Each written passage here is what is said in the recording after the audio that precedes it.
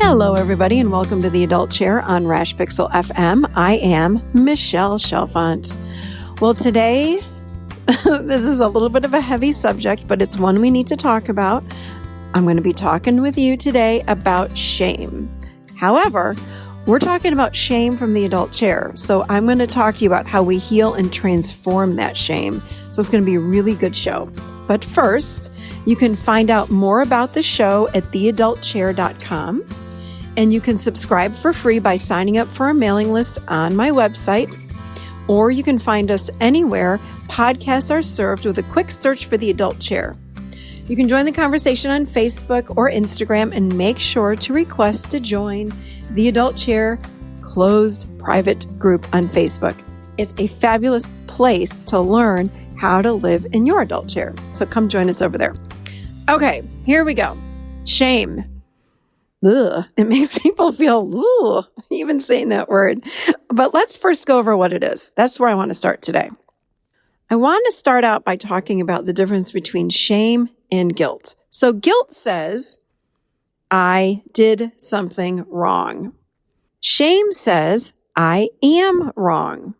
In other words, I'm inherently broken. There's something deep inside of me that is not worthy. It's not lovable. Shame feels like this deep, dark abyss inside of us that if we fall into it, we will never come out and we'll get swallowed up whole. It's a very, very heavy emotion. Guilt, I am fine with. Guilt feels like, to me, almost a positive emotion, because guilt is able to correct a behavior where, let's just say, for an example, if I hurt you and you tell me about it, I might feel some guilt. That's actually a healthy emotion. That's a healthy, normal emotion to feel some guilt if I've hurt you unintentionally. So then the next time I'm going to change my behavior and not hurt you in the same way because of the guilt. The guilt showed me how I can show up in a new way. Where shame is it's not the same thing at all. Shame is that part of us that gets, in my opinion, covered up. You know, we're born the same. We're all these beautiful, beautiful souls. We're these beautiful beams of light. But we get covered up with misinformation, with false truths, and we buy into it. And it covers up who we really are. And it not only covers it up, but it says that we are bad, that we are broken and unlovable, and that we are just wrong at our core. So let's talk just for a minute where shame comes from. Unfortunately, we all have experienced shame in some way. Again, we absorb these false beliefs, oftentimes from people that have raised us. We might have misinterpreted something from our younger, undeveloped brain, meaning, let's just say we're stuck in the crib and, mom, dad, grandma, and babysitter, whomever doesn't hear us crying. That little baby brain might interpret there's something wrong with me. Maybe I'm broken. Maybe why is nobody coming? I'm crying. My need is not getting met. Maybe there's something wrong with me. It can happen at a really young age, but of course it can happen at a later age too. Perhaps our parents or caregivers did or said things to us unintentionally to create this misprogram or false belief. So perhaps your brother did something wrong when you were growing up and he blamed you.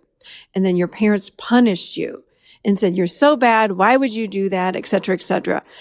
We then start wondering like, God, am I really that bad? And then when it happens repeatedly is when more and more shame builds up inside of us. You got to think of your brain like a computer where everything that's outside of us, remember, is coming in and being recorded. But it's coming through this little kid brain. So it misinterprets a lot. I oftentimes work with clients and they'll look back and say, well, I should have known better. I mean, my mom was an alcoholic and what do I know? I should have known better. I'm like, you were 4. How would you have known that?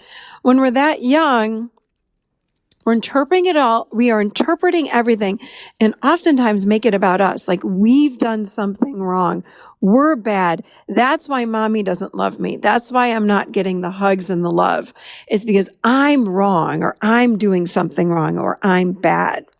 In fact, if we grew up in an alcoholic or emotionally, physically, sexually abused household, a lot of shame happens. Oftentimes, again, if we experience trauma growing up, we blame ourselves. I've talked with so many people that have experienced sexual abuse that blame themselves for that abuse. They think they did something wrong. They invited it in, so it's their fault. Or they didn't receive the love from their parents, so it must have been something that they were doing wrong. That's shame. Many of us heard when we were growing up statements from our parents repeatedly that was very shaming for us. Maybe you heard something like, "You're such an idiot," or "I can't believe you only got a B. You're an A student. What's wrong with you?" So again, we interpret that like, "Oh my God, something's wrong with me. Why am I not getting straight A's?" Or I know I heard this. I was compared to my cousin at times, but "Why can't you be more like fill in the blank? They're so good. They're straight A students. They're so neat. They're so whatever." But we hear things like, "Why can't you be more like so-and-so?" Some of us heard, "Stop your crying or complaining, or I'll give you something to cry about," or "You disgust me." Or I just had a client that came in a week ago that was talking about this. She was her whole life growing up, never felt like that she had fit in with her mom and her siblings, and they compared her to her grandfather on the other side of the family. And they said, "You're such a Smith. You're like those Smiths." And that to her was very shaming, even though her family was very dysfunctional and the Smiths were actually functional. She got shamed for being like them. So she interpreted herself as being bad. So we hear all of these kinds of things when we are growing up. Again, some of us hear, mild statements, and that creates shame. Others, we have grown up in households where it's this repeated statements every day of comparison, or maybe if we're living with alcoholism in the home, my goodness, we experience tons of shame. We think it's our fault. So there's so many reasons why. It's hard to say exactly what your reason is, but if you look back, you'll have some ideas. And when we receive this repeated shame, we might become what's called shame bound. When we receive repeated shame, we may become shame bound. And John Bradshaw talks about this. So this is what he says: to be shame bound means whenever you feel any feeling, need, or drive, you immediately feel ashamed. The dynamic core of your human life is grounded in your feelings, needs, and drives. When these are bound by shame, you are shamed to your core. So some of us that have received shame repeatedly from these statements growing up in our households, we are what is called shame bound. So let's talk about now what we do about this, whether it's a little bit of shame or a lot of shame. I'm going to give you guys some tools and actually a lot of information on what we can do either when shame comes up or if we're well aware of it now, what can we do about it? So the first thing I want to share with you is how we heal shame or transform our shame with the adult chair model. Okay. And I want to say this, before I go through all these steps, it's an 8-step process. I just want you to know, based on a lot of what I'm going to say right now, I have created a meditation for you all that is a healing and transforming shame meditation. It's going to come out in the June 7th newsletter.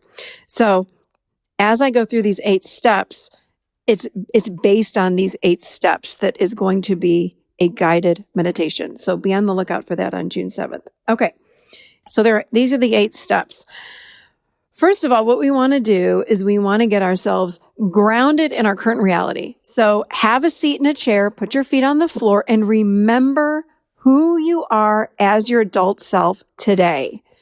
If it's May or June or whatever month it is, and the year it is, say that to yourself. So I would say, I am Michelle Chalfant. I'm 50 years old.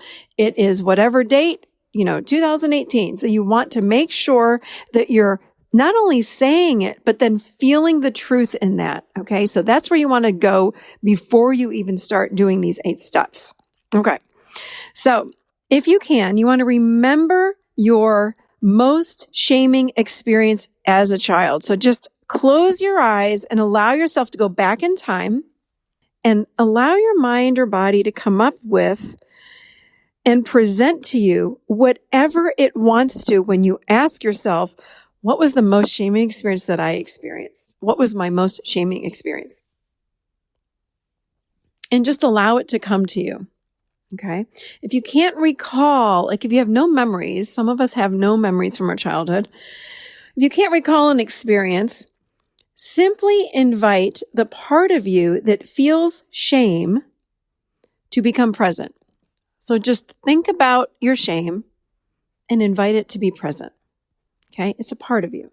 Either way, you may see the part, you may hear the part, or just know or sense that it is present. Whether it be like you're looking for a part or a distant memory. If you have a memory, again, you may see it, sense it, know it, whatever it is, all is perfect, okay? You may experience a younger version of yourself. You may experience a colored blob or just a sensation. Again, all of it's fine. Whatever comes to you is perfect for you. So when this blob or this little you shows up in front of you or whatever it is, invite it in front of you, and then you're going to introduce yourself as the adult you are today. Let that part of you know that you're here to take care of him or her or it and want to get to know it. Make sure you remember your feet are on the floor when you're doing this. You really want to stay present.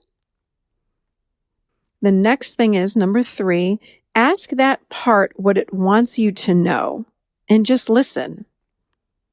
Ask that part of you what it wants you to know. And remember, we are in our adult chair, so we're just witnessing all of this. We're going to witness what that part says. There's no correction. It might be screaming at you. It might be crying. It might be yelling. It's okay. You're just watching all of it. Number 4, the next thing is we're going to let it know that you're sorry for all that it experienced and that you weren't there, but you're here now and that you care and really love this part of you and that you're actually here to help now. So the next step is number 5.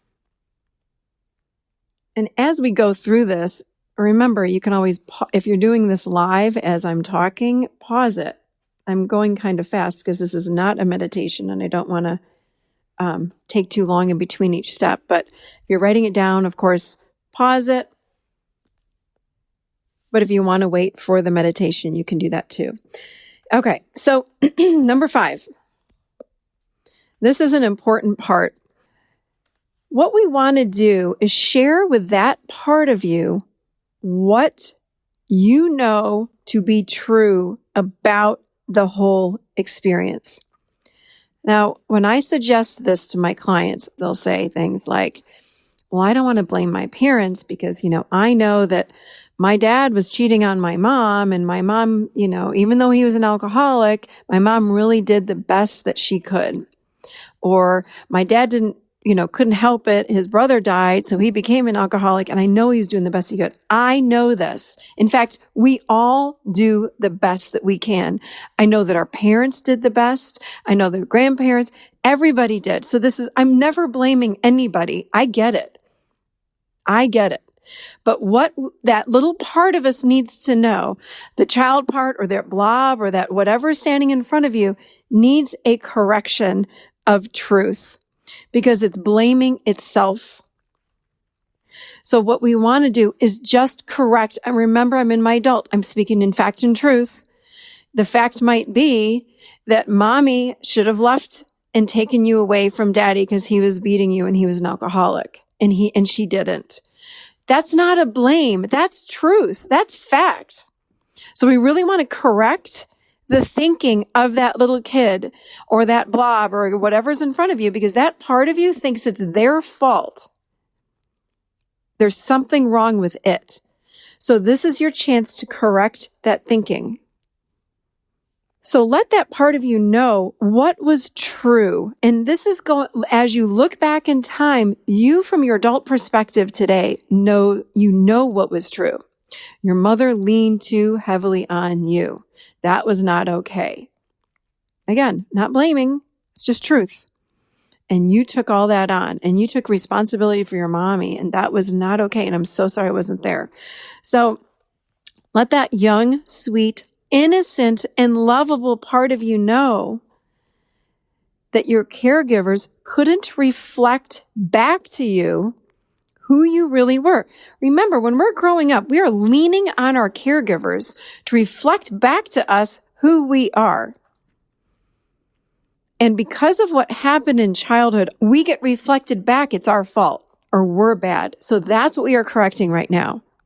How can a little child that's innocent and sweet be that bad? It doesn't make sense. And believe they're unlovable. It was actually maybe the parents or the grandparents that were incapable of loving that then created an unlovable feeling for that child. So this is what we are correcting. After you speak this to your child or that energy blob in front of you or whatever is in front of you, you just want to pause and let yourself take that in and let that child part of you standing in front of you take that in. So you just want to make sure, again, your feet are on the floor and you're taking some slow, deep breaths. Sometimes when we do this work, it's triggering for us, even in our adult, and we really want to not stay in our adult. We want to leave that place, or we might feel anger come up about a parent. It's okay. This is the time when we stop for a moment and collect ourselves. In fact, you can do this anytime throughout the whole process. Stop and pause and just breathe slowly. That pulls us back into our adult. That's number 6. Number 7, ask this part if there's anything they need from you now. What do you need from me? And pause and wait. And then whatever they say, you just say, I can do that for you. Thank you. I will. Number 8, let them know you can do this, whatever their need is, and that you will be back soon to visit them. And you're going to check in with them again.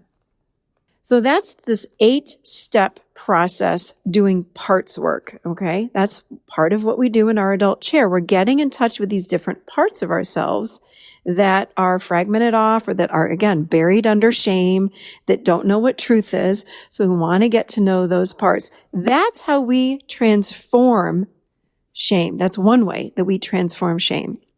When we get to know that part, it starts to shift. It starts to perhaps believe, maybe I'm not so bad. But it's our job to go back and correct that thinking for that part of us, okay? So I have a couple, or actually, 3 or 4 more ideas on how we can continue to transform our shame. So that's the first one. That is parts work. Another way to do this is to find the part of you that is being shaming, okay? And I just want to use that example again that I've used before. You know, when I have had a lot of anger come up, this happened to me a few years ago, and I've used this example. But I dropped in to find out, okay, who is so darn angry? Who's so angry inside? And I think I shared with you, it was feral Michelle. It was this part of me that looked like the, oh my God, Gollum, I think his name is, from The Lord of the Rings. That little guy in his loincloth, it looked like, that was basically naked, that wanted that ring, that was living along the creek or in that river. And that was what I looked like, with my hair all over the place. And that was the part of me that was like this rager and just had so much hatred. And we want to get to know with these parts. We want to get to know these parts. And when I think about my shame, I'm wondering if that's the same part. So I got to know that part of me, and she came up to me and she was yelling and screaming and crying and snot in her face and dirt on her face. And I just stood there in my adult, and my eyes are closed, and I was just imagining this part. And, I just looked at her, I said, tell me everything. And I was saying things like, I love you. And I got to know that part. Well, I think I worked with that part maybe 3 times. It's been a little while, but she's completely morphed in front of me. Just morphed every time I go in there. And now she's not so dirty. She's much more pleasant. And one time when I did it, I just kept looking at her and I said, I love you. I love you. I love you. I love you. And I just kept saying, I love you. And she morphed into a 3-year-old little Michelle in an Easter Sunday dress. Underneath all this self-hatred and shame and self-loathing is a really beautiful, precious part. It's in there. I promise you guys, I've done this work for too long. I know it's true because I've done it. So hang tight. Okay. I've got a few more things. So that's another way to do this shame. Just go in search of that part. Mindfulness. This is wonderful because we really, really want to get clear on what we are saying to ourselves at all time, especially the negative stuff. I find that our mind goes, 70 to 90,000 thoughts a day, and many of them are not nice. So we want to wake up to what our self-talk is. And when you're having negative self-talk, or I'm not good enough, or I hate myself, or something like that, say stop out loud. Become really mindful about what you're saying. Slow the talking down. Become mindful of it. What else can you say to yourself? I oftentimes will say this to clients, what's the next thought? Someone might say to me, well, I just think I'm really bad because blah, blah, blah, blah, blah. And I'll say, okay, well, what else is true about you? And they are kind of stunned, like, oh, I was just going to stop there. I'm like, of course you were, but let's keep going with that. What's the next thought? What's the next phrase? And then we search for the next phrase that maybe isn't so negative. So becoming really mindful with what we are saying to ourselves and catching it is really, really, really important. And we want to remember to drop below the chin.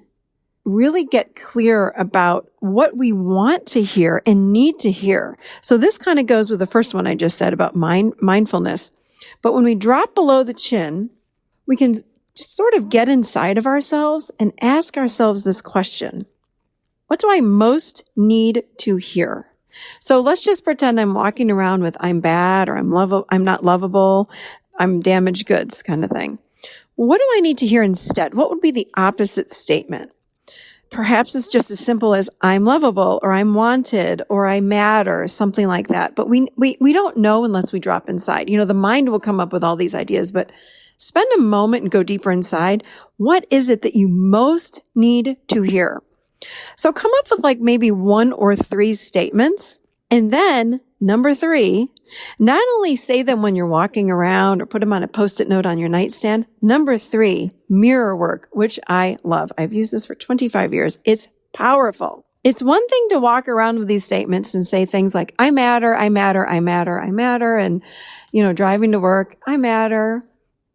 It's another thing to say the word when you're the phrase, when you're looking in the mirror at yourself and say it and allow the energy to drop below the chin. Feel it in the body. I matter. Look in the mirror. You might want to have some Kleenex handy. I'm just saying it's very powerful. The key here is to feel it in the body, not just say it with the mind, but feel it in the body. That's what I've got for you guys with this shame. I'm telling you, I had a lot of shame along my life path. And I think I've said this before on the show, but my tagline for Michelle was, I'm damaged goods. Like, I am really bad. I am so damaged on the inside. And I have to say, even when I say that now, it feels like such a distant memory. It just doesn't resonate with me anymore. And I used to quickly be able to say that statement about myself. But I just don't anymore. That's a very shaming statement. When I think about the fact that I was damaged goods and it's gone, I'm telling you, this works. All of what I just shared with you, it works. It's all under the umbrella of the adult chair. So I wish you guys all the best with this. I promise you, you can transform this. I am the hardest critic and the hardest client. And if I did it, Anybody can do it, but I have used this with countless clients and it transforms us. Remember to watch out June 7th, Thursday. There's a healing or transforming of shame meditation coming out in that Michelle's magazine, in that newsletter. So keep your eye out. I wish all of you best of luck with this. I send all of you big, big, big love. I know it's a big topic, but I'm with you in this. I promise. I am walking with you in this process. So today's podcast, remember, is sponsored by Audible, and I've got a great book for you all today. You can get a free audiobook download and a 30-day free trial at audibletrial.com/theadultchair. You guys, there's over 180,000 titles to choose from and apps to listen to on your iPhone, your Android, your Kindle, your computer, etc., etc., etc. I don't care what phone you have, you've got an app. You can listen to these books right on your phone. It's so cool. So based on today, talking about shame, I'm recommending Healing the Shame That Binds You by John Bradshaw. He's one of my favorites. Healing the Shame That Binds You. You can get this book for free on audibletrial.com/theadultchair. So thank you to everybody that has subscribed to this show. And again, I want to thank everybody for writing the reviews in iTunes. I so appreciate that. I honestly go in and read. I read them all. And I love hearing from you guys. So thank you, thank you, thank you. All right, that's all I've got for everybody. I am Michelle Chalfant, and I will see you next time right here, firmly seated in the adult chair. Have a great week, everybody.